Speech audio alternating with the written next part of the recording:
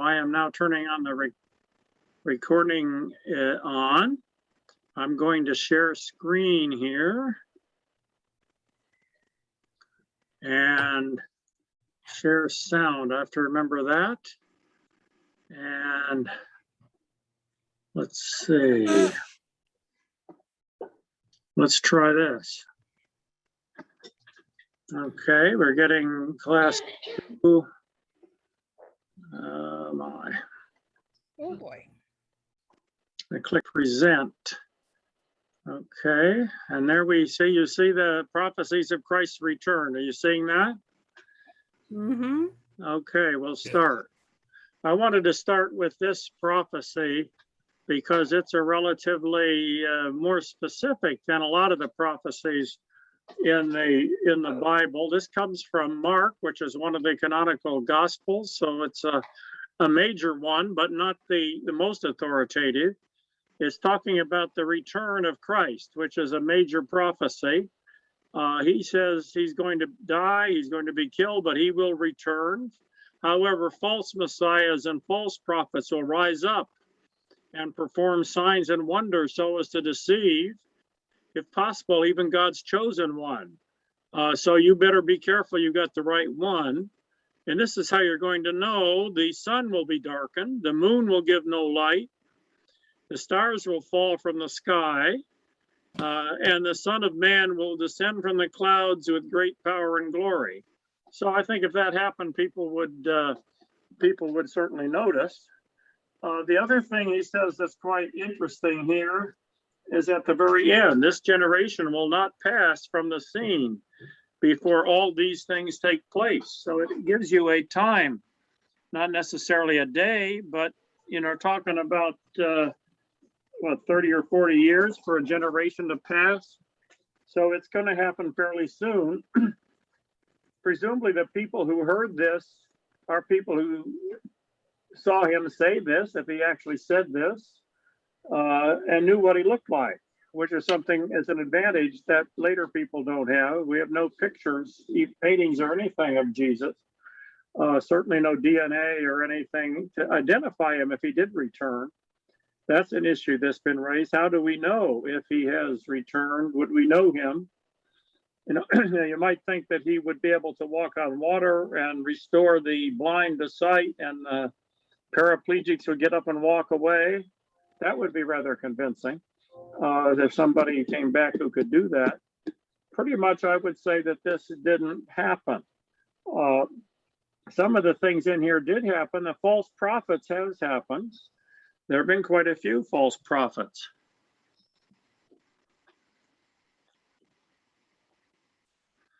Here are 3 of them, 3 Christs of Ypsilanti. I don't know if any of you have heard of them. They actually had a movie about them. There are 3 in the little town of Ypsilanti, Michigan, which is right 8 miles north of Ann Arbor. That happens to be where a large state mental hospital is located, or was located. It's now closed. And this is a book about mental illness. So they were considered to be mentally ill, and I think they were. They were suffering from schizophrenia. They weren't taken seriously as reincarnations of Jesus. But what does it mean to say Jesus will come back? Does it mean that he will come back in his current body? Is he going to look like he did? Could he come back as a woman? Could he come back as a spirit? I mean, these things are not so clear. Could he come back like this gentleman? This is the one that was a surprise for Carol. I know she's a Baha'i. This is the Baha'i Lala. Now, some people say that he claims to be, I can't pronounce it. Pronounce it for us? Baha'u'llah. Okay, some people say he claims to be the reincarnation of Jesus, but what he's saying is that he is one of the reincarnations of the Spirit of Truth, and that there are perhaps other people who are reincarnating Christ's Spirit, expressing he says that his claims of being several of messiahs converging in one person were symbolic rather than literal. Nevertheless, you could read the Bible as saying that he will return in the sense that his spirit philosophy will return. That's not how most people took it, or most believers take it. They take it as meaning that he actually will come back, the same person, and also that a lot of very striking things will happen in terms of him ruling the world and taking over for 1,000 years, and massive destruction of the sinners and rewarding of the faithful. So there are a lot of other specifics that would go along with this. So the other thing is the darkening of the sun and the moon. I actually saw this happen. I don't know if any of you saw it happen. This happened on August 21st, 2017. Linda and I went down to North Carolina on the border of Tennessee to see this happen. And it happened exactly when it was prophesied or predicted. But it was predicted by astronomers, not by religious thinkers. And it only lasted for a couple of minutes. But, you know, if that should happen at the same time as somebody appears, that would be impressive. It was quite an impressive thing, but we have another explanation. As far as I know, no spiritual group claimed that it implied anything about a spiritual event. So now we're going to deal with predictions and claims for the second coming of Christ. This is something that Christians have been talking about for a long time. There's debates about it. And on Wikipedia, we have a list of approximately 50 predictions of the coming of Christ. Now, let's see if I can get this up without losing Zoom. Okay, this is the list. It's much too long for me to paste into a slide, but you can look at this at any time. And you can see the dates that the coming of Christ has been predicted long after the generation that lived with him died. 500, 3 theologians said he'd return in the year 500. Pope Sylvester said the year 1000. There seemed to be quite a few people who thought the world would end on 1000, although not so many as you might think, as a lot of people weren't even aware of the calendar back then. Between 1200 and 1260, Botticelli believed he was living during the time of the tribulation, 3.5 years from 1500 when he pronounced it. Astronomer thought it was happening in 1524. We can go through here. Swedenborg is an interesting character. The Swedenborgians believe that all the dead live in a different plane and you can communicate with them through seances and so on. He claimed that he communicated regularly with Jesus through this mechanism, almost daily. But he also said that Christ was going to return in 30 years, get out of the realm of the dead and come back to the realm of the living, but in as a Holy Spirit. Neither shall they say they see here or see there. For behold, the kingdom of God is within you. Well, that's a biblical quote that he used. So he did predict a date, but he didn't expect a physical return. George Rapp, these are movements that had a real impact. He founded the Harmony Society. He was a major prophet of communal living the life that the Bible describes in the here and now. But he also believed that Christ were to return, and on 15th of September, 1829. John Wesley, some of you may be Methodists, he's founded the Methodist religion. He also thought that Christ was returning in 1836. William Miller founded the Millerites as a huge movement that believed that he had the date correct, including some of his followers founded the Seventh-day Adventists. This was called the Great Disappointment, and I'm going to go into him in a bit. So these are some of the people who made predictions up to 1870. As you can see, the Baha'is agree with them on that, just not what happened. No? It says here that the Baha'is agreed with them, right? Yes. Yeah, the Baha'is agree 1844 was significant. Did something happen then, or do they think it Yes, failed? the Bob who came before Baha'u'llah proclaimed his mission to his first disciple in 1844, the day before Thomas Edison. No, what's his name? William Sorry. Miller. No, I wasn't thinking of William Miller. I was thinking of the inventor of the telephone. Oh, Bell, Alexander Bell. Graham Yeah, Bell. Bell. There we go. Sent the message, "What hath God wrought?" the next day, which was interesting timing. But yes, on the subject of 1844, the Seventh-day Adventist Church has a lot of material on things that happened in that day. I collect it because, of course, it correlates with a lot of what I believe. Of course, now Miller believed that it failed, and he was quite disappointed, and they refer to it as a great disappointment. So Yes, I know. they didn't view it that way, but that's another way to view it. Now, what do you see? We can go through these, and there's some that are more recent, and there's some that are current. He was right. You see 1914, Sun Myung Moon. Whether he's Jesus exactly, I don't know. He thinks that he was the Lord of the Second Advent, which is kind of a similar concept. Herbert W. Armstrong published a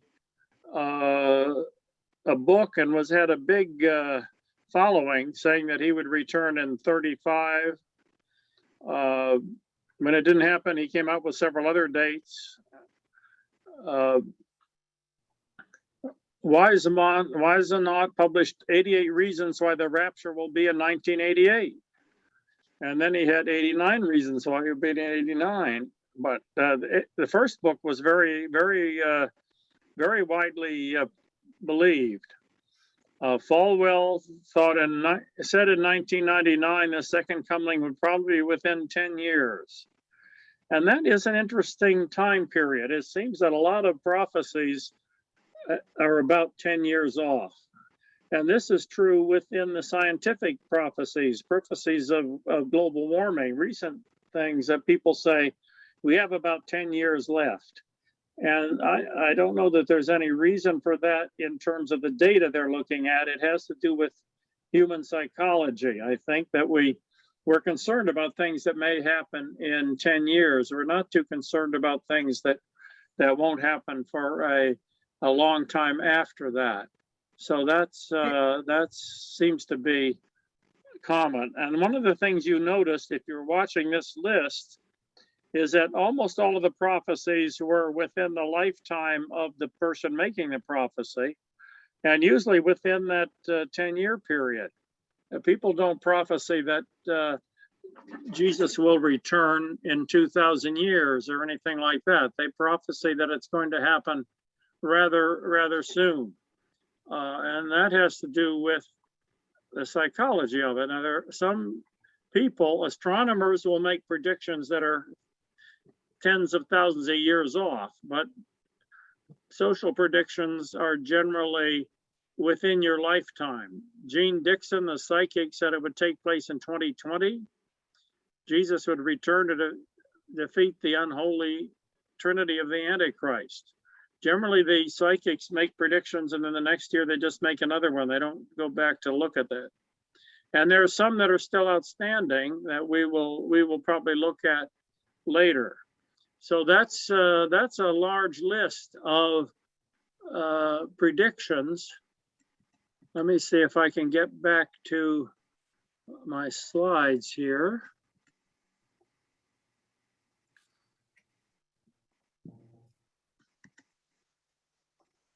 Okay, here we're in the slides, but they're not being presented anymore. Let me put them on to present again. Okay, and I'll try to get into the logic of how people get to these, which is interesting. You come to the book of Daniel. This was 2nd century BCE, whereas Mark was apparently published around 66 AD. And he was working with various records. It's not clear whether he was personally present when Jesus said what he claimed he said. We don't know really who Mark was exactly, but that's what the scholars think.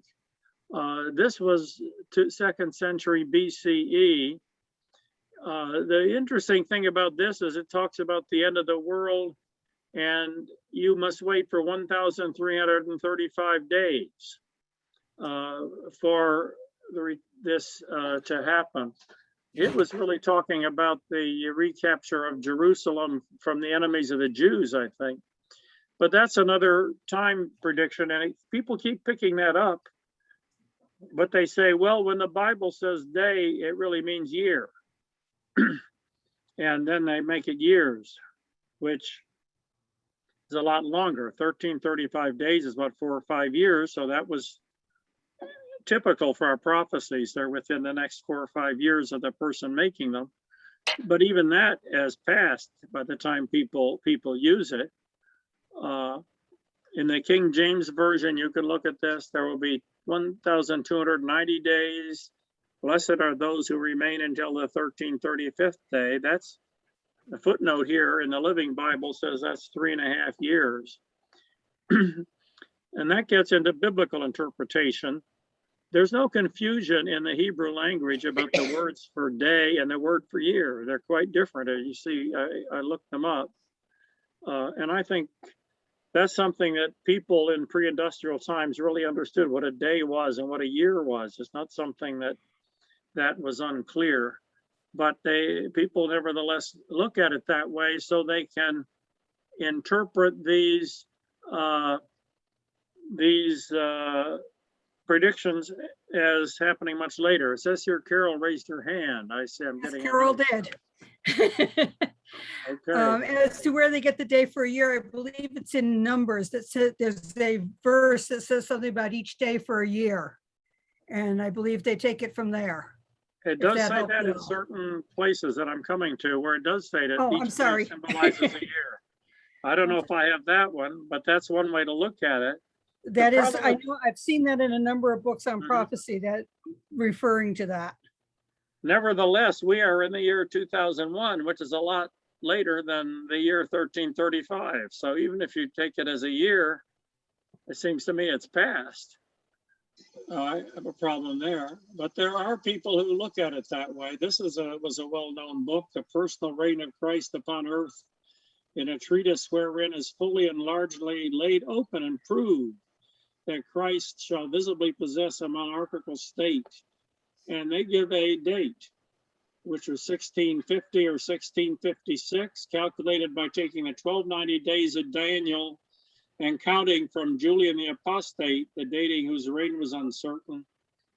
They find a way, they take the text very seriously and plot out enough days, and somehow it comes out that he's coming within the next 10 years. It seems to always come out that way.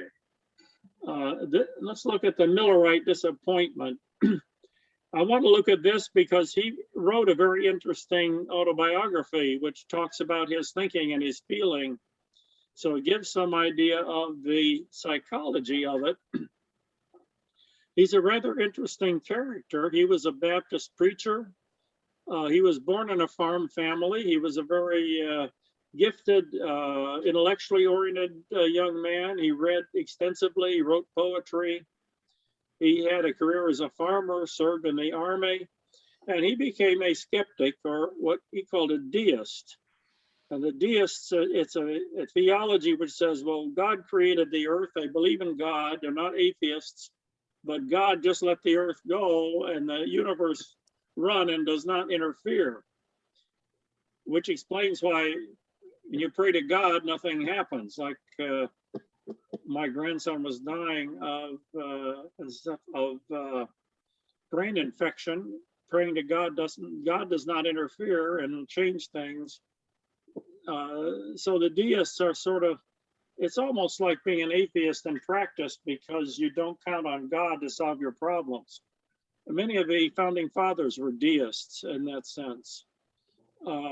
He joined the Masons, he served in the army, but then he had a religious revelation, and it seemed to be a psychological thing. He got very unhappy about the fact that the earth was a spiritless place that didn't care about him or anybody else. Annihilation was a cold and chilling thought. and accountability was sure destruction. The world is going to end. Like the fact that we believe, if you believe astronomers, that the sun will expand and consume the earth in 4 billion years. So what's the point of anything? I got that from Woody Allen. You know, this universe is going to end. Why should I worry? You know, but he got very concerned about that. He tried to stop his thinking. He could not control it. He was truly wretched. He did not understand the cause. I would think maybe he could have gone into psychotherapy and maybe somebody would have helped him understand it. I don't think they had that so much in the 19th century. Suddenly he concluded that the character of a savior was vividly impressed upon my mind. It seemed that there might be a being so good and compassionate as to atone for my transgressions and save us. I immediately felt how lovely such a being must be.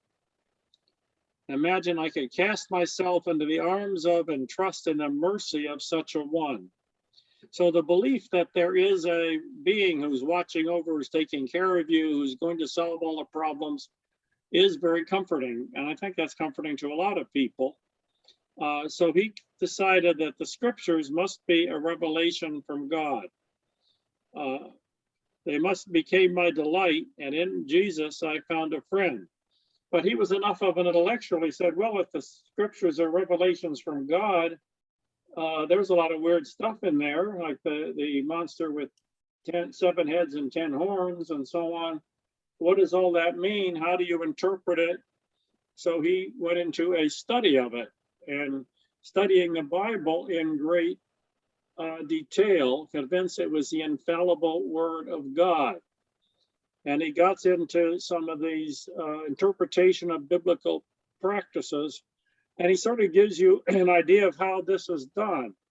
Bring all the scriptures together on a subject you wish to know. So you've got to get all the scriptures, everything that says something about, say, the resurrection of Jesus. Then you have to let every word have its proper influence. And if you can form your theory without a contradiction, you cannot be in error. So if everything clicks, it works. And one of the things that he looked at is the Proverb 19:27. Cease, my son, to hear the instruction that causes us to err from the word of knowledge. Or in the Living Bible, which was easier to understand, stop listening to teaching that contradicts what you know is right. And I think that's a clear indication of how this works. If something contradicts what you know is right, you stop listening to it. On the other hand, that may not be what the text actually says, because I found this Living Bible site, a Bible site where you can click on a button and look at all the different translations.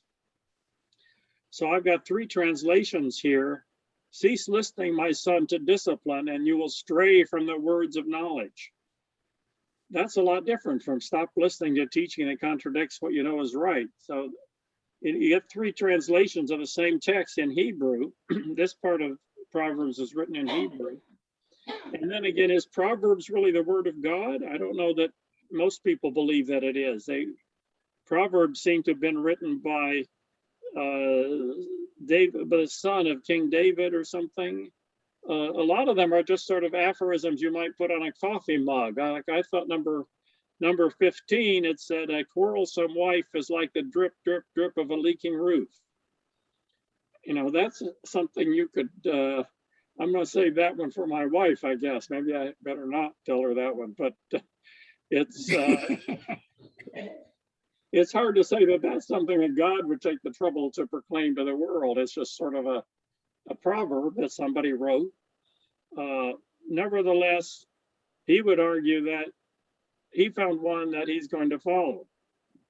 He didn't pick the other one. I think maybe 27 is telling you don't take 15 too seriously. You know, that's you can interpret it different ways. 35:8 in the Living Bible, the main road will walk through the deserted land. No evil-hearted man may walk upon it. God will walk there with you. Even the most stupid cannot miss the way. That seems to be how he believes you can't go wrong. You cannot be in error because the Bible says even the most stupid person will reach the truth. Then you get to the question of figures. They have a figurative meaning and are used in much of prophecy to represent future things, such as mountains mean governments, beasts mean kingdoms, waters mean people, days meaning year, which he gets from Ezekiel 4:6. I'm sure it's in other places where, and there it says, turn over and lie on your right side for 40 days to signify the years of Judah's punishment. That's quite a meditation thing, to lie on your right side for 40 days. Each day will represent 1 year, so you can represent a year. Daniel 7:8, I considered the horns, and behold, there came up from among them a little horn. And this little horn were the eyes like the eyes of a man, and a mouth speaking great things. These great beasts, which are four kings, which shall arise out of the earth. Huge 4 animals represent 4 kings who will someday rule the earth. And I think that's a reasonable interpretation of that book of the Bible. Many of the mainstream scholars also interpret it that way, that they were symbols, but generally symbols of political figures of the day that you couldn't talk about. You couldn't come out and attack Nebuchadnezzar, let's say. You would get you get crucified or something, but you can write a story and then people will know that that's what it really means. To say that it has to do with events in our time is a real stretch. I think they were talking about events in their own time. If a word makes good sense as it stands and does no violence to the simple laws of nature, it is to be understood literally, if not figuratively. So if it doesn't make sense, you find a way to make it a figurative, symbolic thing. If it does make sense, you believe it. So a woman clothed with the sun and the moon under her feet, and under her head a crown of 12 stars. But she was with child, travailing in birth, pain to be delivered. So this was a pregnant woman who was screaming in pain. And maybe she felt like she was clothed in the sun and a crown of 12 stars, but doesn't mean literally that that she was clothed in the sun. And I think that's reasonable.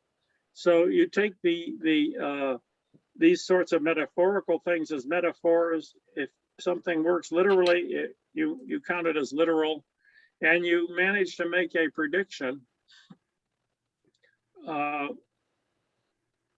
Here's a couple of others. A scarlet animal had 7 heads and 10 horns. The angel took me in spirit into the wilderness. The woman wore purple and scarlet clothing. A mysterious caption was read on her forehead: Babylon, the great mother of prostitutes and idol worship everywhere.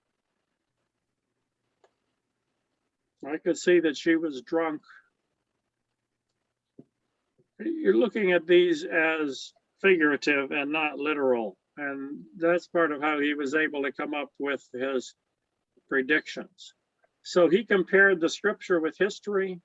He decided that all the prophecies have been fulfilled, which was similar to the prophecies we looked at the last time, where you had something that was very symbolic and you somehow found a way to say that that's what this really meant. It seems that that's the same kind of logic that you had in the Chinese prophecy, in the Nostradamus prophecies. You can take them and figure out, oh yes, after the fact, it really meant something else. He found that it plainly taught that Jesus Christ will again descend to this earth, coming in the clouds of heaven and all the glories of his Father, and the whole of heaven will be given to him. The saints of Most High will possess it forever and now. He got the 2,300 prophetic days. You know, it's not 1,300, it's 2,300. Some people say it says mornings and nights, and somebody say the mornings are 1,300, the nights are another 1,300, so you double it. I could not mark the length of the vision from the Persian to the end of the 4th kingdom. When did it actually start is something you have to figure out. He came up with a date, reckoning all these prophetic periods from the several dates assigned by the best chronologers for the events from which they could evidently be reckoned. They would all terminate together around 1843. So there you go, 1843. And I thought of this in 1818, which is quite a ways off. So beyond the 10-year gap, it's more like 25 years, but within his lifetime.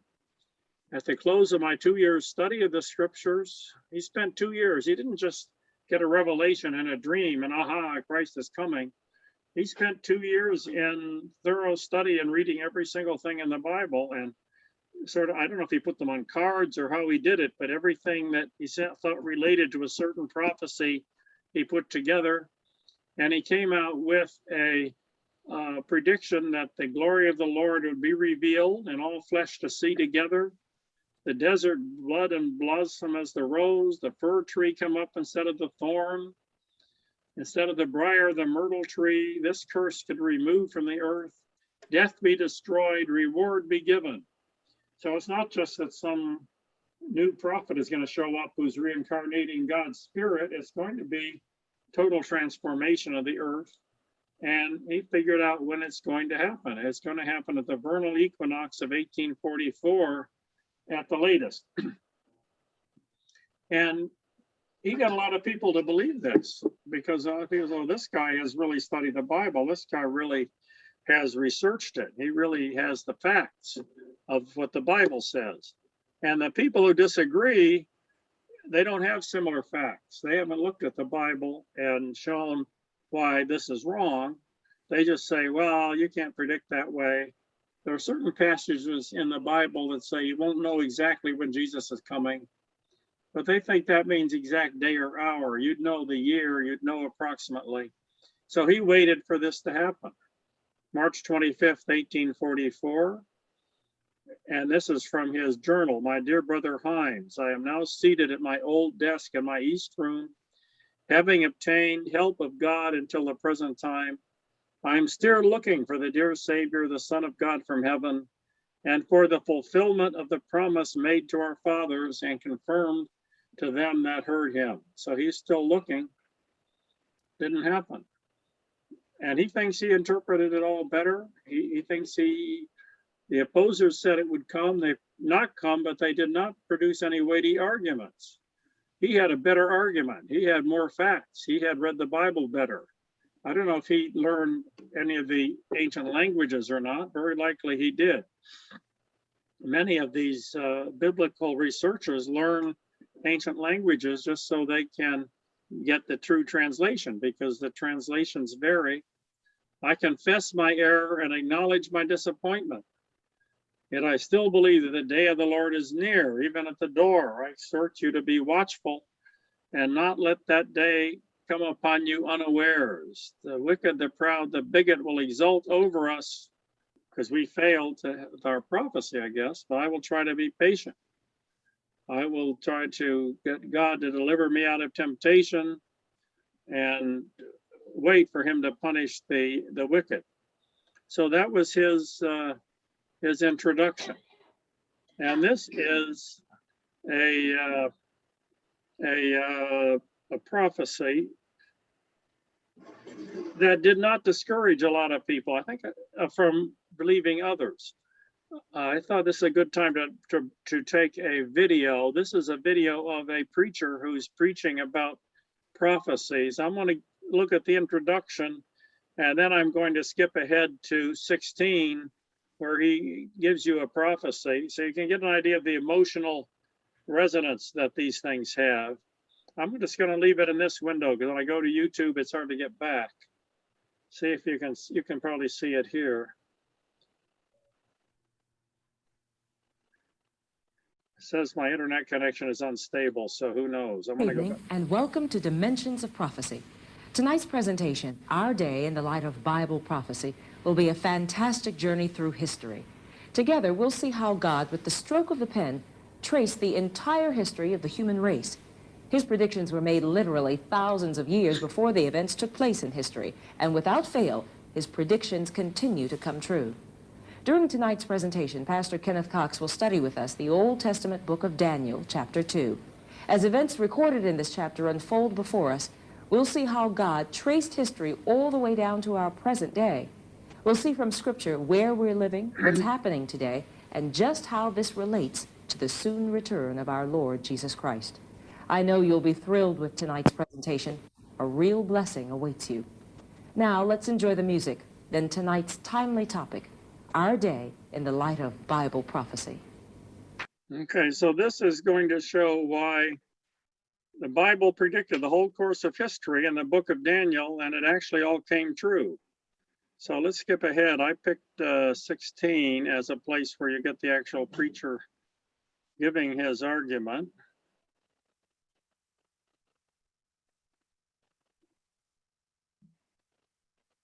And on and never come to an end. But God knew something else.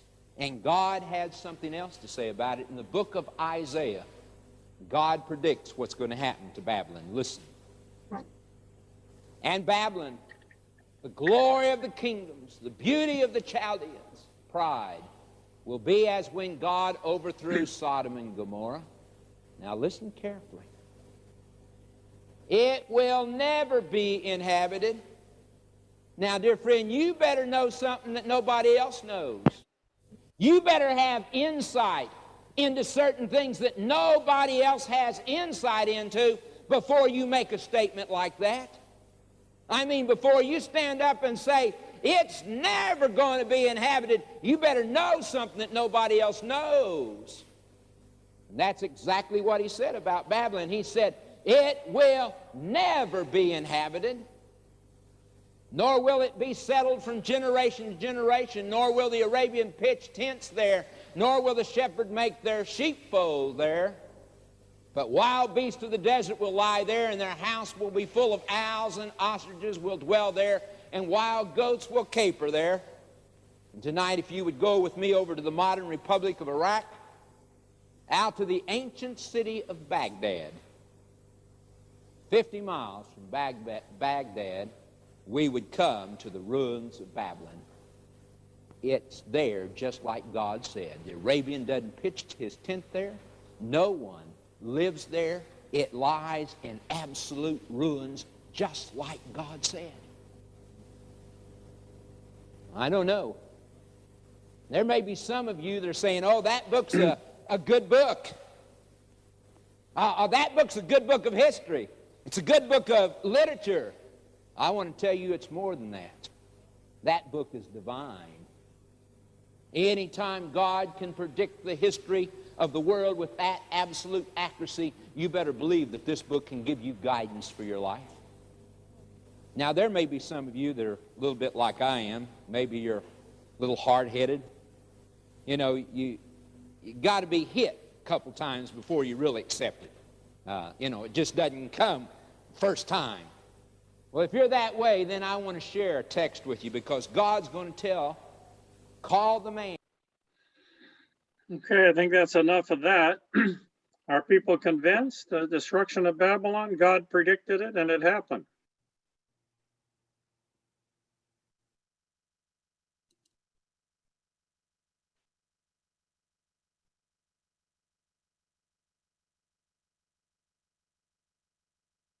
Okay, the important details of the physical destruction of Babylon. Let's compare. The walls were knocked down, the high gate set on fire, where the marshes burned with fire.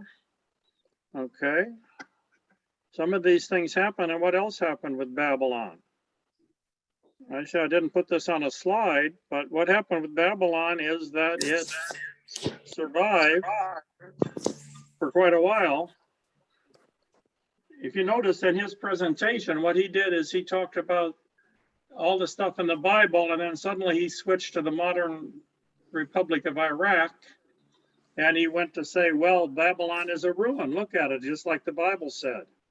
And it's true, Babylon, the ancient city of Babylon is a ruin, but that's 800 years later. It didn't happen in the time frame that the Bible was talking about. It happened, 800 years later, the ancient city has become a ruin, as many ancient cities will. So it's not so sudden. Is somebody trying to say something? I hear a voice from somebody.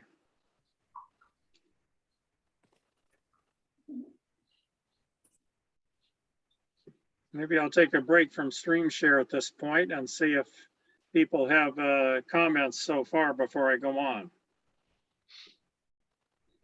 If you wait 800 years, eventually you can find somewhere where it looks like the prediction came true, if you're not too fussy about when.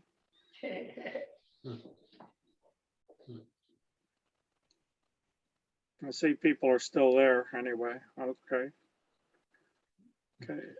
If you don't have comments, then I will just go on with the presentation, I guess.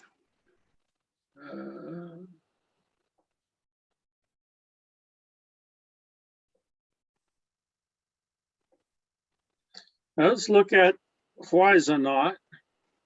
This is 1988. It's getting a good bit more recent. Former NASA engineer released a publication titled 88 Reasons Why the Rapture Will Be in 1988. This sold 4.5 million copies, and 300,000 free copies were mailed to pastors. He claimed that he had really studied the Bible. It's rather similar to our last interpreter. Only if the Bible is in error am I wrong. And I say that to every preacher in town. If there were a king in this country and I could gamble with my life, I would stake my life on Rosh Hashanah 88. So that was his prediction. It failed to occur, much to the disappointment of many people. He did not admit that he was wrong. He simply brought out another book. He recalculated. It was 89 and 93 and 94. These books were sold poorly. But here we get some of, he also gave his reasons for how he interpreted it. Before you read the book, these are 8 criteria the book must meet. Everything must agree perfectly. So you've got all the different parts of the Bible, you've got to get them to agree. Must agree with all the 7 feasts of Israel and all their dates and the dates limitations. All the Jewish dates must agree. The Gregorian date of Passover, he's got into the Gregorian calendar versus the new calendar. There's a 39-day gap. He's got all of that to work out. All the mathematical calculations must fit together perfectly. In the 70th week of Daniel in the millennium, each event is calculated to the second of sunrise or sunset. So it's no man knoweth the day nor the hour, because he says that's because there's different time zones on Earth, but you know when it's going to happen in the year at least. Can you see it would have been literally impossible for me to imagine all this book and made it to fit my idea of the Bible and yet fit the Bible limitations so perfectly. It's like the combination lock on a bank vault, which takes 20 to 30 correctly fitted numbers in the correct sequence to open the bank vault. Every number is exactly perfect. Well, in my opinion, he's underestimating himself. It is possible for the human brain, for a human to get all these things to fit together. They do seem to be able to do that. And it's not there in the Bible. It doesn't open the vault. The problem is, of course, the vault didn't open. And that's a problem. They're talking about the fact that you don't know the day or hour, but that's because of the 24 time zones. Other people say we're not going to know when he's coming, and that is it's wrong to try to predict. Here is another short clip we can watch. He talks about Whisenant, and this is a clock talking about the long wait for Christ's return. And this starts at... Did not sell nearly as well as the first one. So but he's talking about Whisenant. His promise. Speculating about when Christ will come is fruitless. There's so many people that have speculated in the past about when Jesus will come and predicting when Jesus will come. A number of years ago, retired NASA engineer Edgar C. Whisenant wrote a book called 88 Reasons Why the Rapture Will Be in 1988. The book, which he self-published, placed an expected date of the rapture between September 11th and September 13th of 1988 and became a massive bestseller. By the time the end of the year was reached, more than 4.5 million copies had been sold. Wisnett was certain he had the date right. He said, "Only if the Bible is in error am I wrong, and I say that to every preacher in town. I would stake my life on Rosh Hashanah 1988. Wisnett's later books predicting the rapture in 1989, 1993, and 1994 did not sell nearly as well as the first one. But he kept right on making those predictions despite the clear teaching of Scripture that we are not meant to know the date and time of Christ's return. Because we are only human, all of us are going to make mistakes. One of those things that sets fools apart, however, is that they continue to make the same mistakes over and over again. They never learn from their errors. No matter how painful their experiences may be, that is because they are committed to their folly. Here's a guy that's committed to the folly of trying to establish a date when Jesus will return. And there's several million that purchased a book that believed he was right. They made a mistake.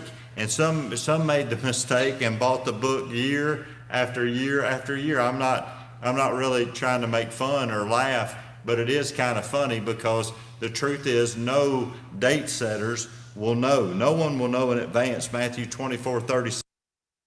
Okay, so this guy is giving a rather accurate account. I think he got it from Wikipedia like I did, a lot of the facts. But I would say he's not as inspirational as the last preacher we saw. And the last preacher is saying it is true. Look what happened. He doesn't have that. I think it's probably that he's just not that kind of personality. But saying we're not going to know and these guys have been wrong is perhaps not as inspiring as saying, yes, the Bible predicted the exact course of history.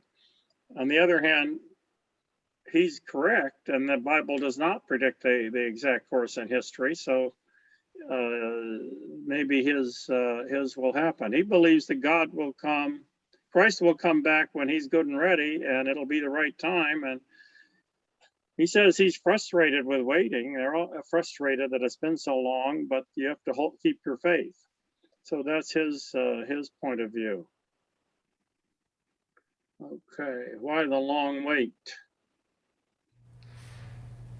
So glad you could join us today for. I think that's the same one. This is another one, May 21st, 2011. You see here, the Bible guarantees it. Open forum, family radio. This is a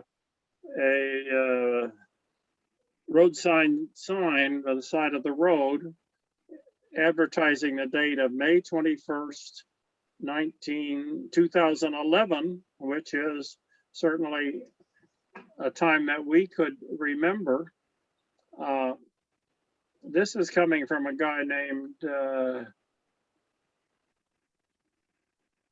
Harold Camping, who first predicted it for 1994. When that failed to occur, he kept revising it, finally predicting May 21st, 2011. The fact that he'd said these other dates did not seem to discourage the fact that a lot of people took it quite seriously and were waiting. This would be followed by 5 months of fire, brimstone, and plagues on earth, with millions of people dying each day. This would be leading up to the final destruction of the world. So the whole world was going to be destroyed. And that's another theme that I'm going to look at probably next time in terms of the belief in destruction, the belief in catastrophe and annihilation, which seems to permeate a lot of prophecy and future predictions by scientific people too. So that's what he predicted. This is a guy named Jason Boyett who has wrote an article about this. He's published a number of critical books about sort of fundamentalist Christianity. And he says, "Oh, me of little faith." So that's it's sort of a light, humorous effect. True Confessions of a Spiritual Awakening.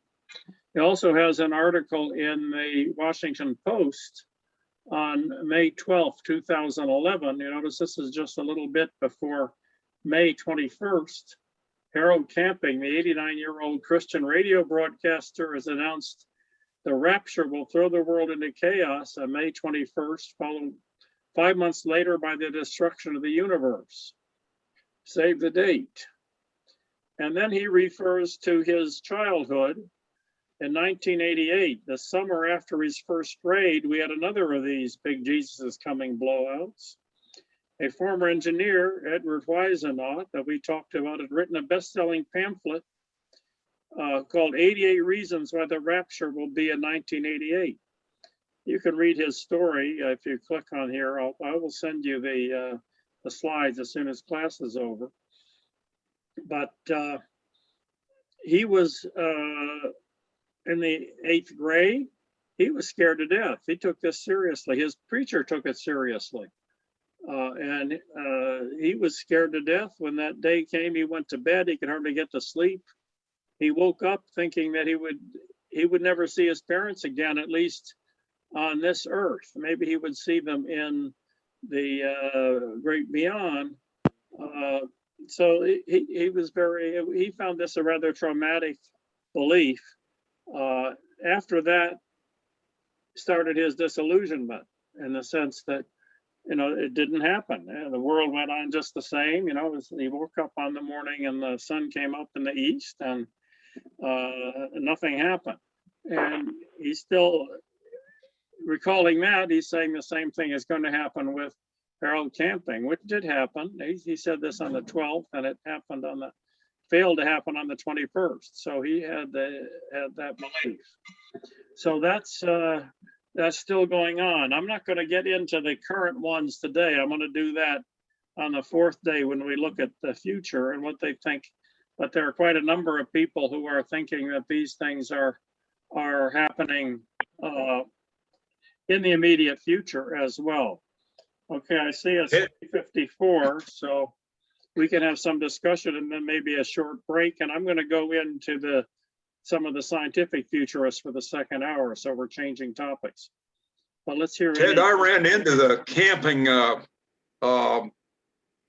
revival group when I was in Flagstaff, Arizona in 2011, and they had vans with loudspeakers on the top of them, and I'd never heard of him or anything like that, but they had quite the setup, and they were going around, of course, proclaiming his end of the earth, which was supposed to have occurred like the week after we were out there. So it was quite interesting to see them in action. I guess you were gone by the time the date passed. You didn't get a chance to talk to any of them after the fact. I actually think we were visiting the Grand Canyon the day that it was supposed to happen. So, Ted, why do you suppose that people predict the second coming always have to associate it with mass destruction in a violent kind of way? And okay, that is something I'm going to go into try to go into in some depth later, because it's not an easy question. I think that one of the reasons is that they have a message and people don't believe it. People don't take it seriously. And they think if you can persuade them that death and destruction and the end of the world is coming, there's an exception to that, is that the true believers are going to be saved and spirited off to heaven. So you are going to suffer forever. It's not like if you're going to die, you'll go to hell, which of course is part of the ideology too. But it's more than that. The whole earth is going to end. And if you want to be saved, you better join our group and do what we tell you. So that's part of it. I think it also has to do with guilt and people's feeling that they don't deserve what they have. They ought to be punished. Why people feel so guilty about their lives. And there's not a whole lot of psychology about that. I got one book that's right here, Guilt, Blame, and Politics. And he's talking more about leftist people who are feeling guilty, and that's why they adhere to socialism despite the fact that they're affluent. People like me who have a good living and so on, who nevertheless become leftists. So it doesn't just apply to the right wing. but it may be the feeling that you deserve to be punished for some reason. Some people believe that and some don't. I don't think Donald Trump worries too much that God is going to punish him, let's say. But maybe Jimmy Carter he should. does. Jimmy Carter thinks, he's faithful to his wife, but in his mind, he's attracted to other women. So God's going to punish him for that, Whereas somebody like Trump, and not only in his mind, but has a lot of actual cheating on his wives, and he feels that he's he's enjoyed that. So there's some of the reasons, and I'd like you to go into it in whatever we can find about that, why people want to believe that. People believe that the end of the earth is coming.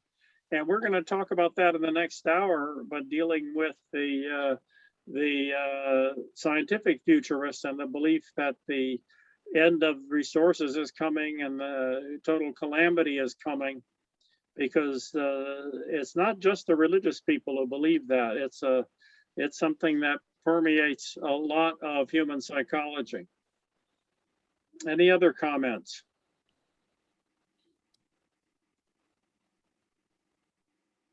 Ted, do other religions have anything similar to this? I think Do they so. prophesy? I think it's in Islam, I think. I don't know that I'm not too familiar with that in other religions. Many of the religions are more cyclical. That it's not that the world is going to end, there'll be a disaster, but then there'll be a rebirth and it'll come back. I think the Native American religions, the pre-agricultural religions, tended to believe that it's a cycle. The Maya, we looked at the Maya prediction, there's going to be a tragedy, there's going to be a crash. It's a cycle in the calendar, but then it comes back again. It doesn't end. So many of the religions, I think, see it as more of a cycle, but they do see disasters that are coming, but the world will go on. It won't end forever. But I'm not enough of a scholar of religion to answer that for all the religions. And if other people know, of course, Carol knows about the Baha'i. I don't know, do the Baha'i have this too or not? A little bit. Yeah. But I was going to say that I think in Hinduism, there are the cycles in Kali Yuga, which is supposed to be a time of destruction, which leads time to rebirth. And I remember when I was taking a world religion course, determining that we are currently going through the Kali Yuga cycle, which might explain a lot of the problems we're having. And of course, I'm going to talk a bit about Marxism too, and just say the idea that there's going to be a collapse of capitalism and a revolution followed by the rebirth. There's that sort of belief that things are so terrible, it's got to end. Something's got to happen. It can't keep going on like this. And that's the sort of argument that people make both in the Marxist left and in this fundamentalist religion, is that look at all the things that are terrible that are going on in the world. It's just insufferable. Something's got to break. And in reality, societies muddle through, and there are a lot of things that are bad in the world, but it doesn't necessarily lead to a collapse and a rebirth. So in Ted, in Judaism, there is, of course, a belief in the Messiah coming at some point. Most Jews don't predict an exact time, but in the Hasidic Jews believe that Zionism is jumping the gun, and they're against Zionism because they see Zionism as something that has to happen after the Messiah comes, and the Jews will all be saved, and a nation will be established for just Jews. So that's interesting observation, and it's true that the fundamentalist Christians, many of them are big supporters of the state of Israel for just the opposite reason, because they think that the Bible predicted the Jews would return to Jerusalem, and the fact that the Jews have returned to Jerusalem is a sign that we're entering the end of times, and that this end of the world is really coming now.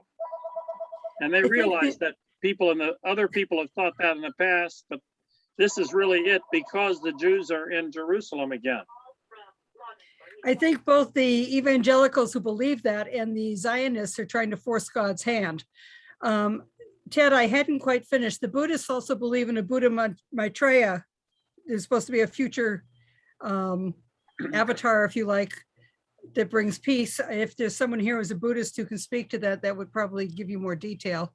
I also know that the Muslims, especially the Shia, believe in the Mahdi, and there are differing prophecies on both of them. And I was reading just recently a book on that, fairly recently, within the last year during lockdown, a book on that. And the Shia and the Sunni have differing prophecies that they believe in.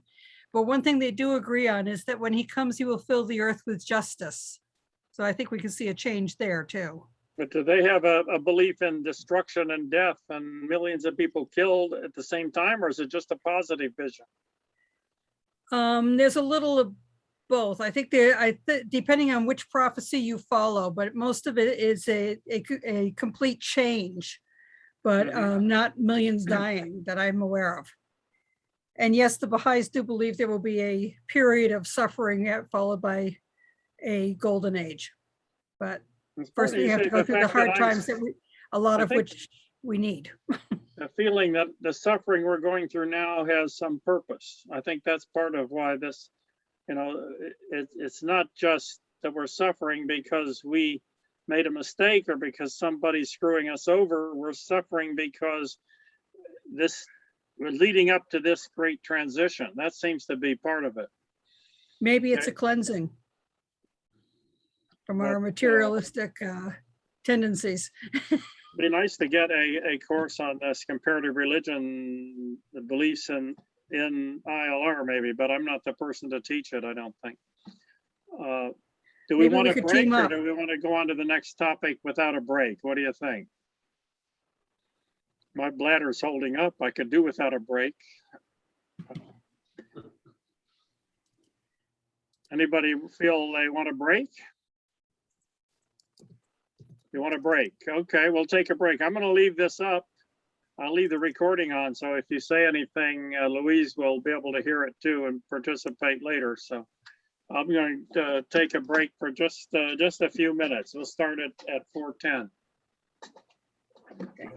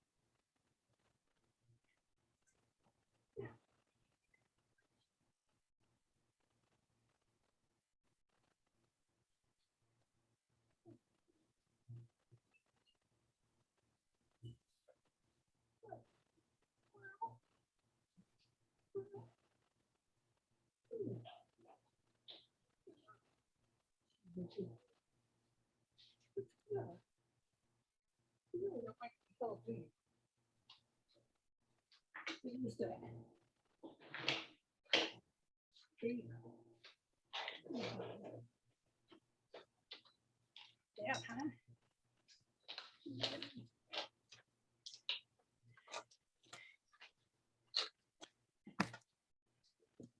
Betty, look what I just got. More Bollywood movies. Good, good. I just love them, Carol. They're so much better than the American movies. I wanted to get some of the older ones with the young Amitabh Bachchan and young Dharmendra, and I found somebody on eBay selling a collection, so I Oh. bought his collection. That's awesome, Carol. I may borrow them sometime. That is so cool. I just have trouble pronouncing the names and Hmm. That's okay. They told me I mispronounced things too, and I don't care.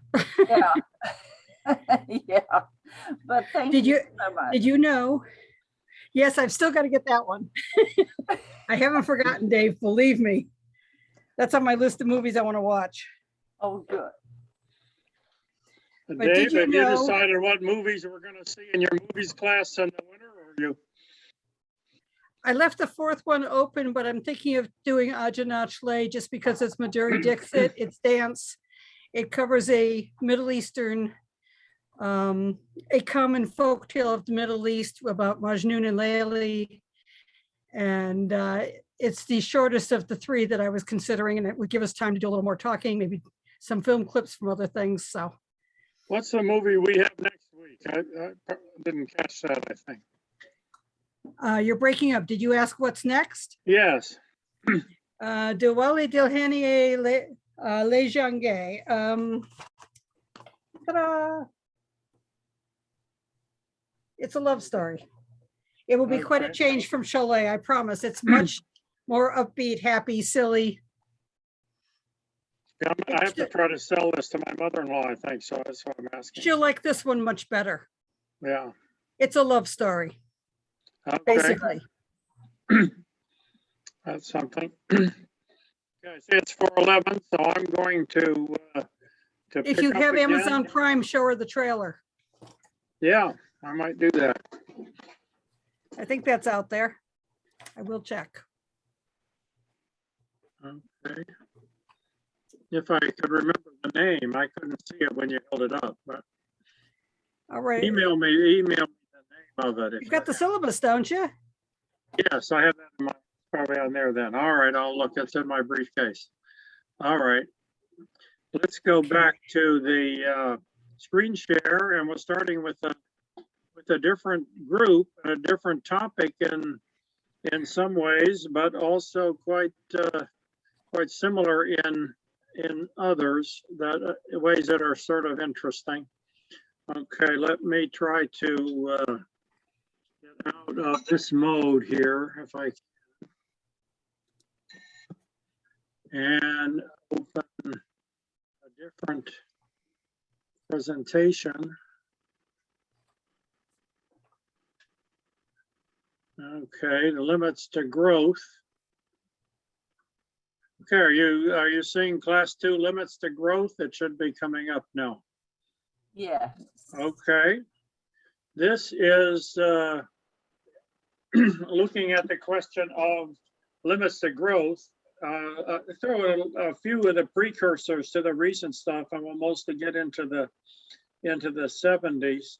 Sir William Petty was an English economist and philosopher who published an essay concerning the multiplication of mankind. He was one of the first people to try to project population, and looking at long-term statistics. Says my internet connection is unstable, so if I block out a bit, that's why. He tried to predict future trends. He said the city of London is 7 times bigger than now, and I guess he's like around 1800. He predicted this in 1600. The inhabitants are 4,690,000 people, and in the countryside there are another 2 million. He really contradicted a much better known futurist named Malthus, who argued that the human population could not increase because the food supply would not increase. He thought, Petty said it would take 2,000 years for the Earth's carrying capacity to be reached. And generally speaking, you'll find that people who predict things 2,000 years off don't get much attention, as he did not. Thomas Malthus was an English cleric, scholar, 1766 to 1834, and he's become a word. We talk about Malthusian, and Malthusian is the belief that the food required will increase more than the amount of food that can be produced. Basically, he said that he thought that agriculture was stable. Agriculture, there's so much land, so you can produce so much food. People, on the other hand, can increase geometrically because the more people you get, they grow up and they have more people and more, and therefore people will starve and the population will be brought back down. He was opposed to the poor laws because the poor laws, which were giving some sort of relief, would just increase the number of people and would be self-destructive, because if you feed the poor, they'll have more babies and then it'll just get worse. You still see the same kind of arguments today. And people argue that he was correct. In the sense, if you look at English history before his time, there was a tendency for the population to be relatively stable and to match the amount of subsistence that was being made. So he was probably describing something that had some truth to it, on the assumption that you didn't have technological innovation in agriculture, which however happened. You had the Industrial Revolution, you had the Green Revolution, you had improvement in the production of food that kept up with the increase of population. You also had birth control, the fact that people don't necessarily have to have many more babies, and that's something that he also didn't interpret. So it's technological change that he did not anticipate. If you look at compare the two, Petty and Malthus, you would say that Petty was much more prescient, however you pronounce that, especially about London. London grew much as he predicted. The rest of England grew even more than he predicted. The population of England really shot up.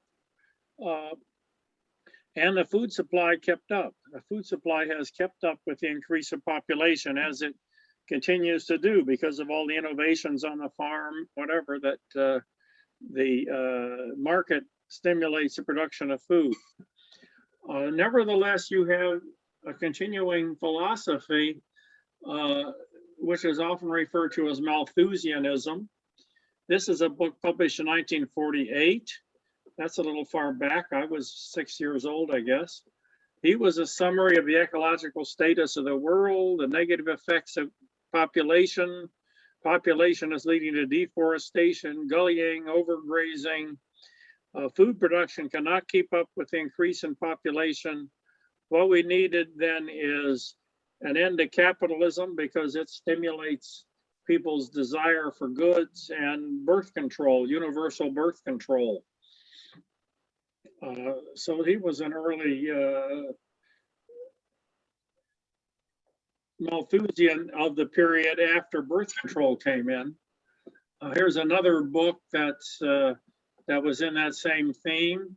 William Ophuls, I think, is still around. He's talking about apologies to our grandchildren, reflections on our ecological predicament, its deeper causes, the idea that we are leading to an environmental collapse because we're using up too many of the scarce resources of the earth for our increasing population, and more so our increasing spending, our increasing affluence, our desire to have more and more goods, which is evil. I think there's a feeling of guilt about particularly American way of life that's so indulgent, using up so many resources. So this is was another book that was out there. In 1868, you had the one that really had the big effect. This was a group of 30 individuals, scientists, educators, economists, humanists. They gathered together in Rome at the instigation of an industrial manager who financed this. And they did a study of the limits to growth. And they concluded that if the current trends in population, industrialization, pollution, food production, and resource depletion continue unchanged, the limits to growth will be reached sometime within the next 100 years, which is a fair time off for this sort of thing. The most probable result will be a rather sudden and uncontrollable decline. So they're looking at a crash, not just a leveling off or a slowing down. We could alter these trends, but we would have to alter the basic material needs of each person and make sure that everybody gets enough rather than the rich having a lot and the poor not having much. We should decide for the second outcome, and the greater the chances of getting there will be. They brought out this book, Limit to Growth, in 1972, and it had a lot of charts, a lot of time series graphs. I sort of like this one, although it's from a later version, 1992, but it's easier to read than some of the others. Here you see oil production. Oil production is going up and up and up and up, and then it's going to reach a peak and zap, it's going to go down. That is the key prediction that they're making. Then what happens with the population is that the population grows and grows and grows, and then there'll be a collapse. Collapse is due to lack of oil, lack of resources, causing food production to go down, and natural resources are going down in running out. There's going to be a collapse, so we have to change. We have to change our profligate lifestyle because of this imminent collapse in oil production. Now, this came out in 1972. And what was going on in 1972? Does anybody remember 1972? I'm afraid I put the answer right here on the slide. The Arab oil embargo. And there was a shortage of oil. If you remember driving around, you'd go up to a gas station, you'd say, fill her up, and they'd say, sorry, you only get $2 worth. It used to be, they would ask you to fill up, and you'd say, no, just $2 worth. It reversed. There was a shortage of gas. So people said this book is really right on. Of course, it did not say that it was going to happen then. It pretty much put it out about 10 or 15 years as when this was going to start turning down. And that was the prediction that this was going to happen. Catastrophe is looming. This is the archetypal tropes of doomsday forecasts. A catastrophe looms. This can be proved by either the scientific data, or it's coming from sacred texts, or I dreamed it and I had a vision. It's coming from somewhere. Usually it's going to come something like 10 years, and we must prevent it with certain policies. This is coming from Yu Thant, who was the Secretary General of the United Nations, wrote a preface to this book. I do not wish to seem overdramatic, but I can only conclude from the information available to me that members of the United Nations have maybe 10 years left in which to subordinate their ancient quarrels and launch a global partnership to curb the arms race, improve the environment, defuse population, and supply the required momentum to development efforts. If we don't do it within the next decade, they may have reached such staggering proportions they will be beyond our capacity to control. So I think this gives you an idea of the psychology behind these disaster predicaments. It's the idea that we need to make changes. We need to make changes because of global poverty, because of the arms race, because of the population explosion, or because people are not reading the Bible and they're sinning too much, they're not behaving themselves. There are different reasons, and people aren't listening, and they should, because we're coming to a crisis. We're coming to collapse. We're coming to doomsday, and if you don't listen, we're in trouble. So that's the general theme. Okay. This is something that has been observed about human psychology for a long time. This is an essay by Gotthold Ephraim Lessing, who wrote about the education of a human race. And he says, the enthusiast often casts true glances into the future, but he cannot wait. He wishes this accelerated through him. That which nature takes thousands of years is to mature itself in the moment of his existence. For what possession has he in it if that which he recognizes as the best does not become the best in his lifetime? Is he going to come back? So people tend to think this is going to happen in my lifetime. I think this explains the pattern that we saw with the predictions of Christ's return. People predicted it was going to happen in their lifetime. They're not too interested in something that's going to happen in their great-grandchildren's lifetime, let alone in 1,000 years. And that seems to also be the case with these environmental predictions. We have 10 years left to save the world, says a climate expert. Apocalypse now, the earth has only 10 years to reverse a climate change blowback. This is a Greta Thunberg, who is the Swedish high school student who has made fiery speeches. She's actually angry because what happened is that the virus came along and we had, everybody got worried about COVID, and that's happening right now, whereas what she's talking about is 10 years off. How dare you cause the apocalypse a decade before it was supposed to happen, she shouted. I was not consulted. I should be in school now. I'm not, because the whole world was under lockdown. So the whole world lost attention. She was saying it's going to happen in 10 years. We got 10 years to save the world. And people didn't pay attention because suddenly they had to save the world from COVID, and that was happening right now. I also saw this speech from Joe Biden, urging action on climate. He warns time is short. The United States has only a decade left to confront the global climate crisis as he tours the wildfires in the West. Why 10 years? I don't think he gave an answer. And I don't really think there's anything in the data that says it's going to happen in 10 years. 10 years is the time, and we have to do something in 10 years. If we do it in 5 or 15 or 20 or 30, you could pick any date, and there's probably not such a moment. It's not because Jesus is coming in 10 years. If you have the idea that there's divine intervention, you'd have to have some mechanism for that. And Biden doesn't discuss that. I think he has a gut feeling that it's about 10 years, picking this up from all the people that he talks to in his position. So that's the 10-year prediction.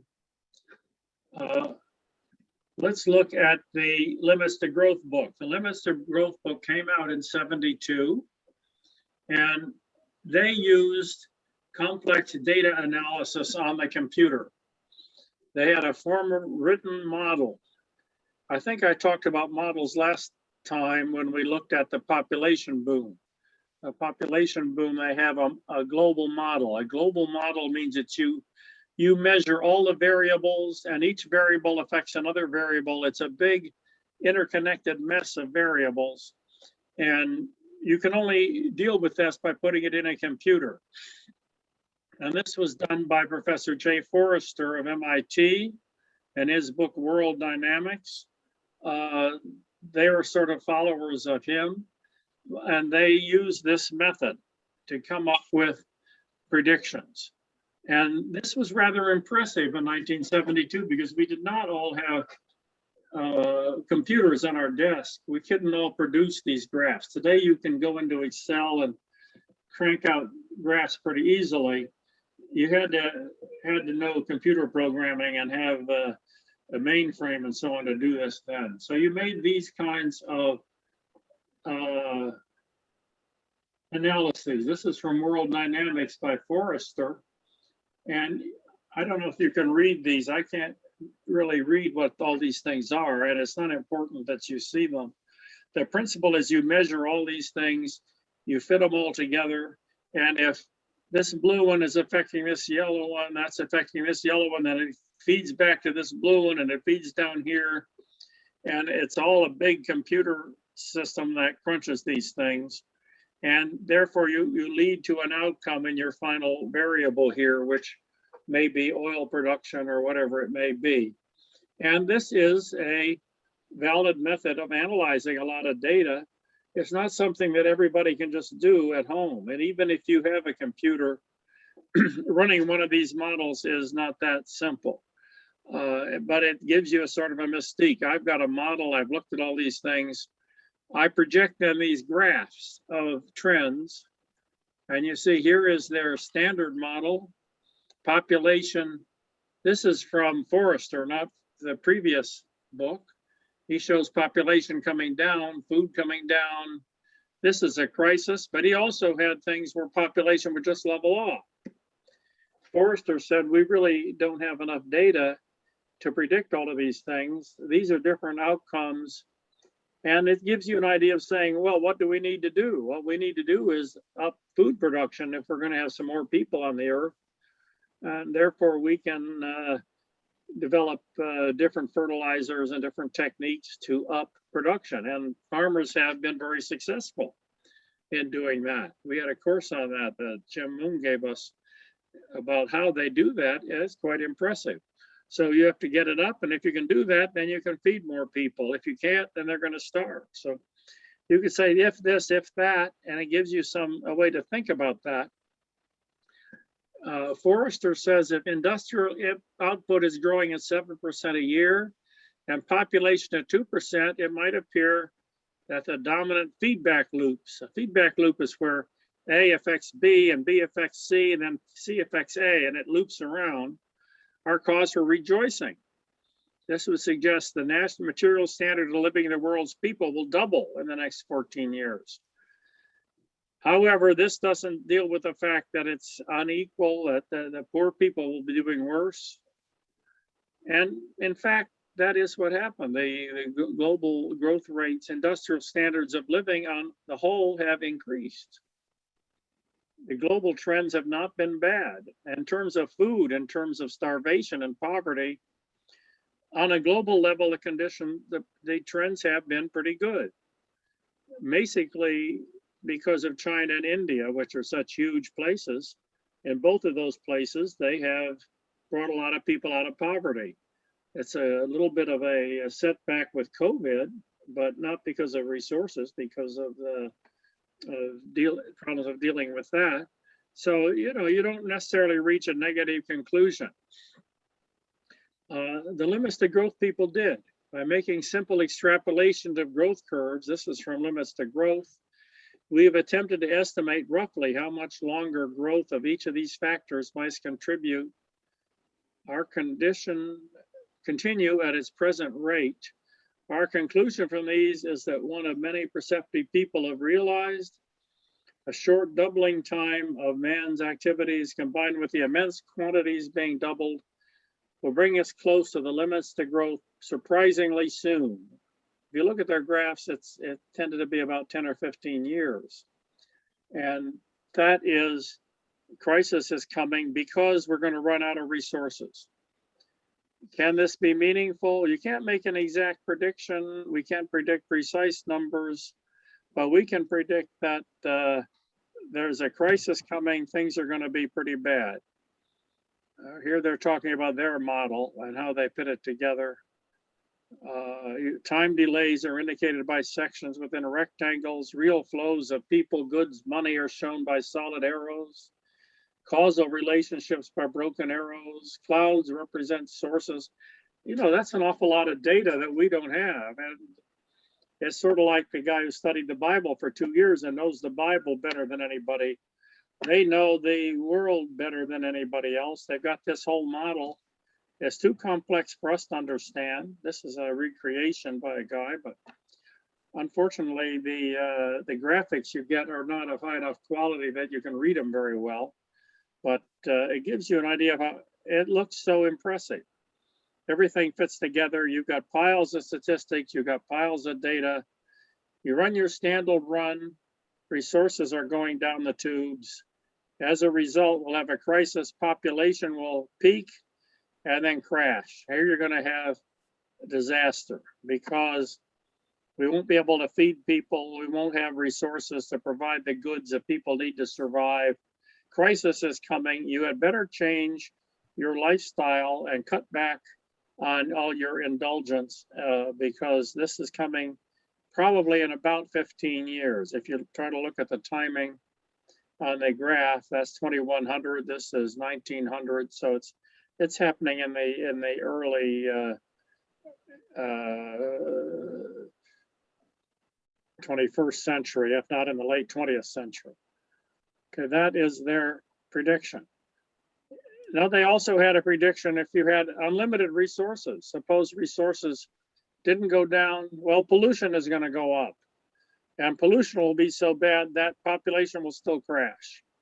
So even if you don't believe that resources are running out, we've got another reason why this is going to happen, pollution. And there's all these graphs in the book. All of them ended up to showing population curving up and crashing down. This all came out of the computer. So it must be true, right? That was their argument. We felt it necessary to dwell on an analysis of technology because we found that technological optimism is the most common and dangerous reaction. Technology can release us from these problems. Faith in technology can divert our attention from the most fundamental problem, the growth in a finite system. This has to do with values. You see, it comes back to a sort of religious thing. It's what you believe. You can't maximize everything. You should stop being so goddamn profligate in using resources and spread the word out for the people in Africa and the starving people in the rest of the world. This came out in the book called Limits to Growth, which I saw one argument said it was on the front page of the New York Times. Actually, it was on the front page of the Times Book Review, not the news section, but that's a pretty impressive place to have a book. The review also included the world dynamics and urban dynamics. So it didn't just include that one book. And it started out pretty powerful. If this doesn't blow everybody's mind, who can read without moving his lips? Said Robert Townsend, and the earth is kaput. Anthony Lewis of the Times deems it likely to be one of the most important documents of our age and learns it from the complete irrelevance of most of today's political concerns to the world's longtime travail. The message is simple. Either civilization or growth must end, and soon. Continued population and growth will exhaust the world's minerals and bathe the biosphere in pollution. So that's what the book says. And I suppose most of you remember this. You remember the idea of the limits to growth and this coming out. I don't know if you read this book and looked at the graphs, but maybe you were impressed, or maybe you saw this review in the Times. Anybody remember this from the time? This is 1972. I think we were all alive reading the paper.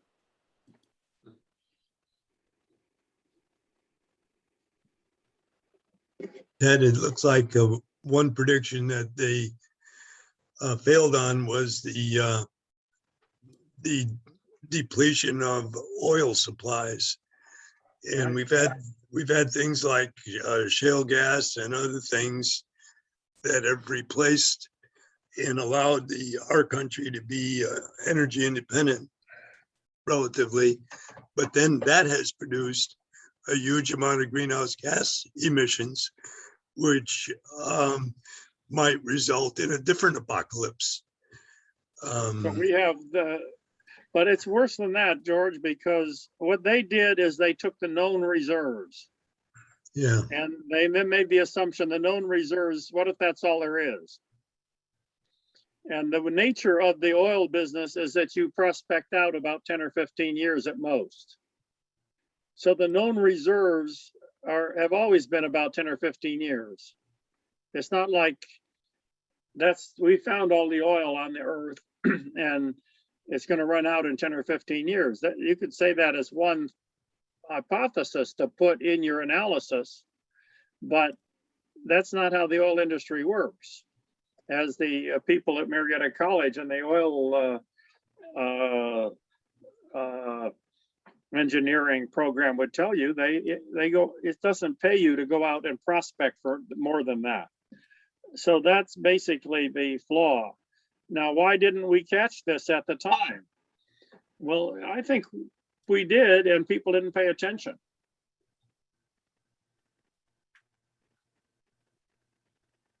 What am I doing here? This goes back to the New York Times of '72, and the front page is not there, but I didn't mean to go to that. Let's see if I can get back to where I was. Okay, try to get on to the next page. Let's look at the New York Times review. If you read the whole thing, they were very critical. The limits to growth, in our view, is an empty and misleading work. Its imposing apparatus of computer technology and systems jargon conceals a kind of intellectual Rube Goldberg device, one which takes arbitrary assumptions, shakes them up, and comes out with arbitrary conclusions that have the ring of science. Limits pretends to a degree of certainty so exaggerated as to obscure the few modest and unoriginal insights it generally contains. Less than pseudoscience and little more than polemical fiction, the limits to growth is best summarized not as a rediscovery of the laws of nature, but a rediscovery of the oldest maxim of computer science: garbage in, garbage out. So the New York Times caught this. The reviewers they picked really knew what they were doing and looked at all these books, and they were people who were qualified, and they said this book is garbage. And they said this in 1972. So it's easy for us now to have hindsight to look back and say it was wrong, but the experts knew it was wrong then and said so. And people ignored it. People said, not everybody, the oil companies didn't. I mean, but the people who were environmentalists, the people who were advocating for this philosophy didn't want to hear that and thought that it was a warning of the future, or at least people should take it that way. Even if it's not true, they felt that it was needed. But my faith in the New York Times, I read the New York Times, and you know, my faith in it is strengthened by this, because back in 1972, they gave us an excellent review that was correct. Natural resources and needs in the world model are calculated in the most conservative assumptions about the ability of the world economy to adjust to shortages, largely due to the absence of prices as a variable in their model. So they don't put the prices in. The idea, if you raise the price, it will increase production. So that's going back to capitalism. The capitalists, the right wing will say the market economy will take care of this. If we're short of something, the price will go up. Entrepreneurs will get out there and produce more. And in fact, natural resource prices have remained stable for low, given little evidence of coming shortages. And the reasons are not hard to find. Technical change has dramatically reduced exploration and extraction costs while simultaneously permitting the substitution of plentiful materials for scarce materials. So the capitalist economy actually does a lot better than you might think. So it fills these things in. Same thing we saw with the population explosion, which is a similar philosophy. Now, this is something that the critics said. How did the authors respond? This is a book by Dennis and Donella Meadows, who were the two leading authors of The Limits to Growth. And they're responding to some of these criticisms. It's not like they didn't read them. They didn't know them. They said, from our research, we've been led to conclude that current growth rates cannot be sustained, even for the lifetimes of children being born today. This is in 75. Exponential growth is an inherent property of population and industrial capital, but not of technology. There are limits to population and capital growth. The idea of a physically non-growing society is so foreign to some people, they haven't understood this, but no model can predict the future accurately, but we say this is what's going to happen. And they bring it down to philosophy. Our one concept of man is the one held by advocates of indefinite growth.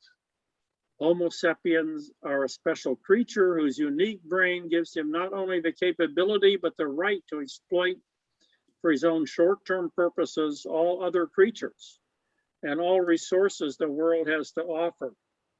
The opposite concept is also an ancient one, going back to Eastern religions than to the Western ones, assumes man is just one of many species. We are more successful in terms of competitiveness, but we're also more destructive. And we should limit ourselves to try to preserve the world in its natural beauty. We see no objective way of resolving these different views of man and his role in the world.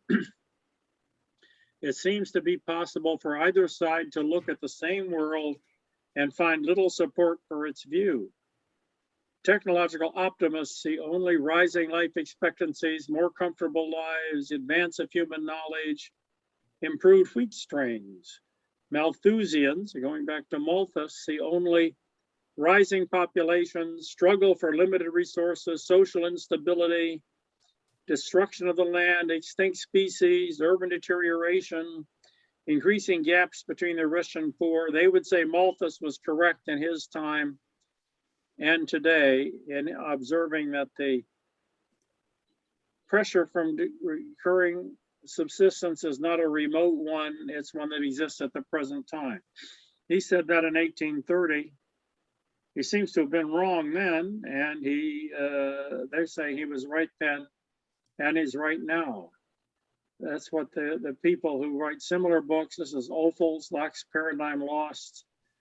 He says, democracy may not be enough. We have to get rid of democracy in order to impose a more sustainable lifestyle.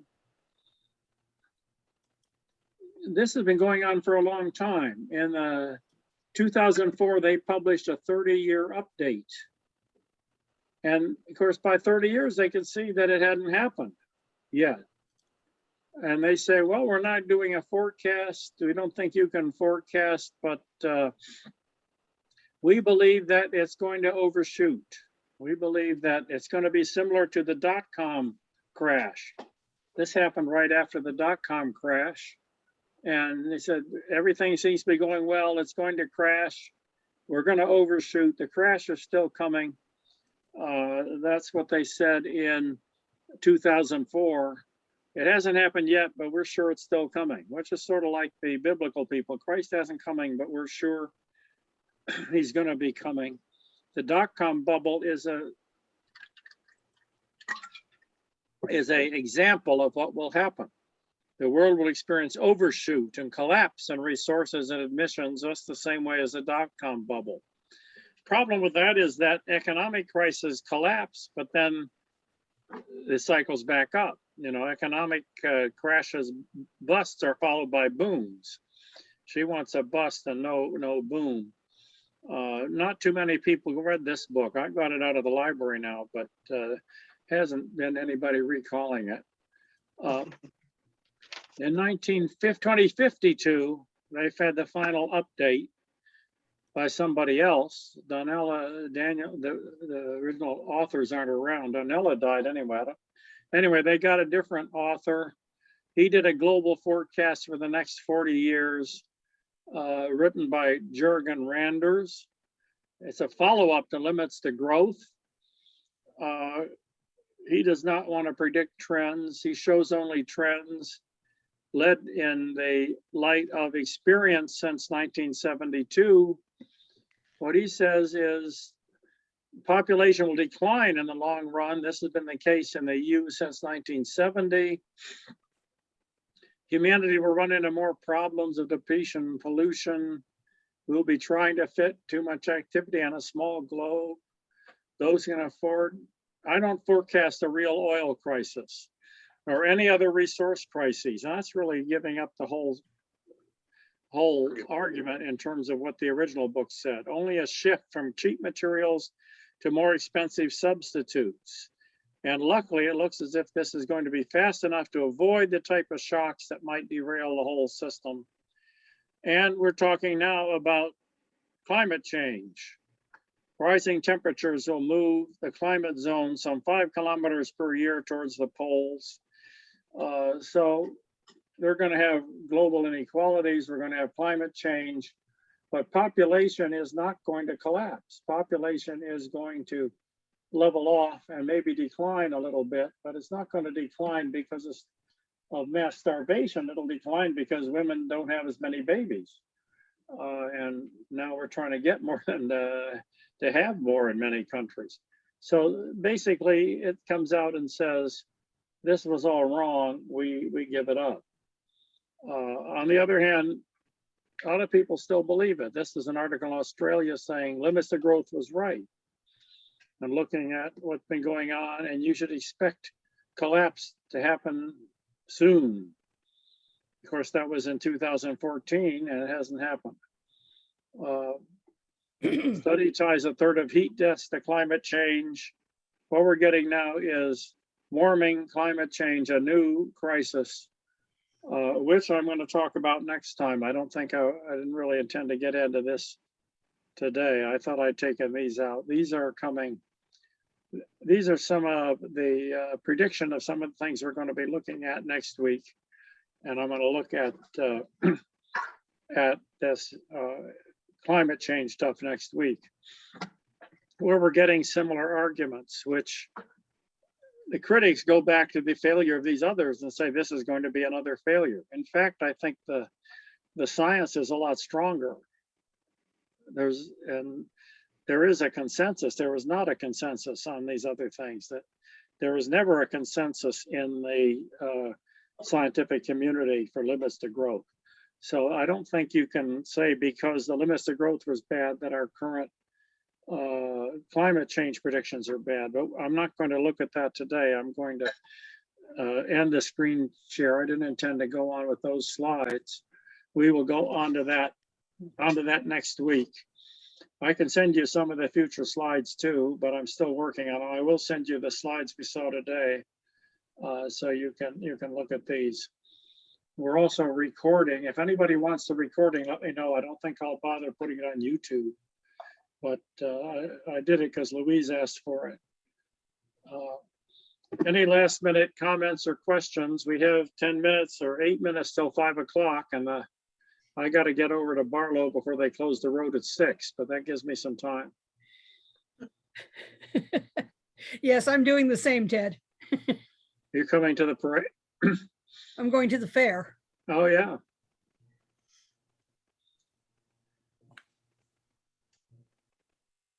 So I'm going to sneak around the back way and come in that way. Uh-huh.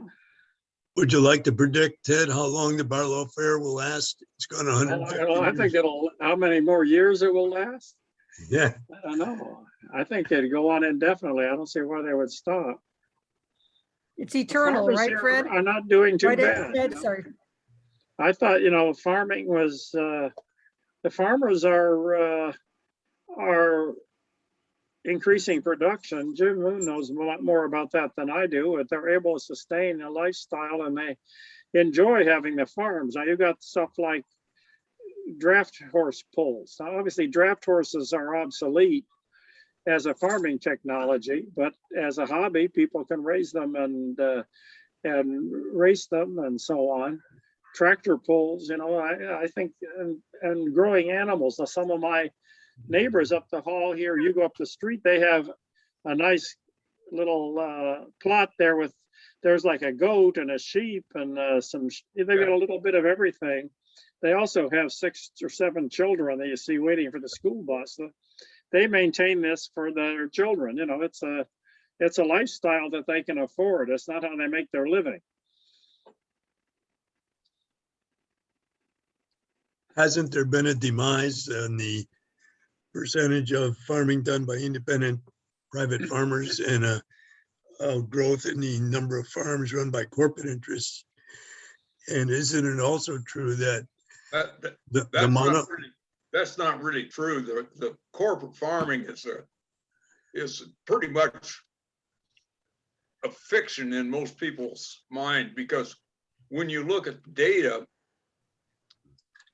literally because of really unfavorable inheritance laws, farms all have to be corporate farms, and that's the only way you can keep a family farm alive, because you have to pass it on as a stock entity to keep from having the inheritance tax just basically totally take it away. If you want to look at a model where it appears we might be headed, go to France and look at the fact that a French family that owns a vineyard cannot pass it on. It's a very gloomy governmental model that's basically forced the bidders in France to turn over every generation. What I see around here is there are a lot of smaller farms, like my father-in-law's farm. The barn is withering away, the corn house is falling down, but it's being farmed by the neighbors, and you have neighbors who farm hundreds of acres and you subcontract and it. And that's what's typically going on. The number of farmers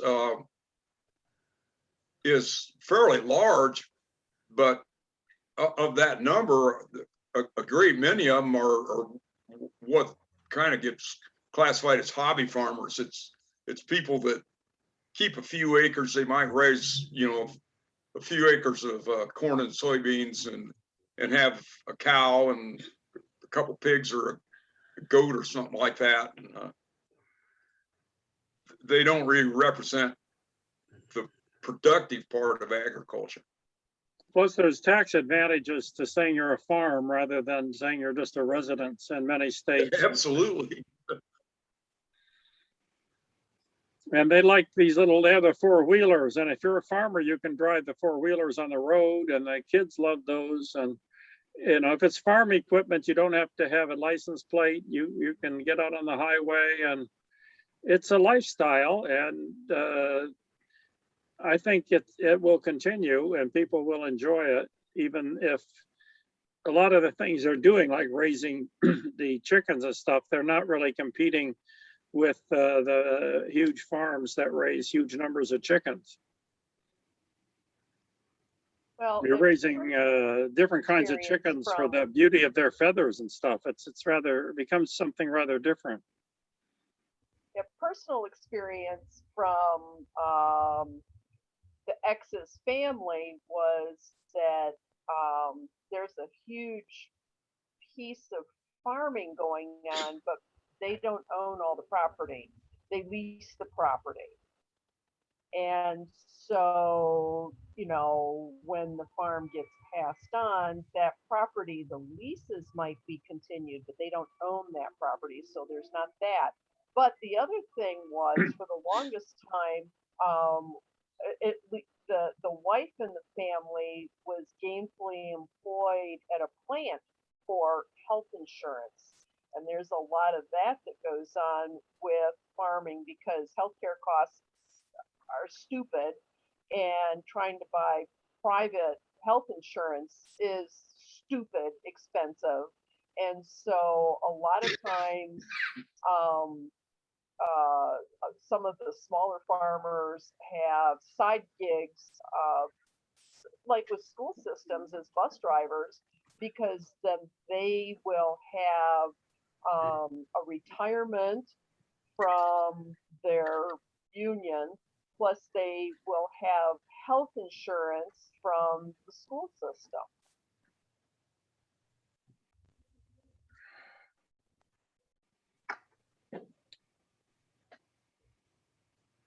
Okay, well, I see it's 4:58. I'm going to end this. If somebody has a last question or comment, I think we put in our 2 hours, and next week we'll maybe be a little more optimistic. I'm going to talk about some of the futurists that have been successful. I don't mean to give the idea that that's all failed. Some of them have been quite prescient in their predictions, and we'll look at some of that. I sort of wanted the parallel between the religious and the scientific, and how some of the same psychological forces are really influencing their analyses. I don't think there's any objective way you can look at the Bible and say the Bible predicts Jesus will come on X date, whatever it may be. So that's and the extent to which you can predict trends from scientific data is limited, but there is some validity to it, I think, as opposed to the biblical prediction. All right, I'll see you in a week, and perhaps I'll see some of you at the fair. Thanks, If not, Ted. I'll see Thanks. you Thursday. Thanks. Thursday, Thanks, I'll Carol. see you, those of you who are in the Bollywood class. We still have room for people there if anybody wants to sign up for Bollywood, and we still have 6 more weeks, I think, of that class. 3 more movies.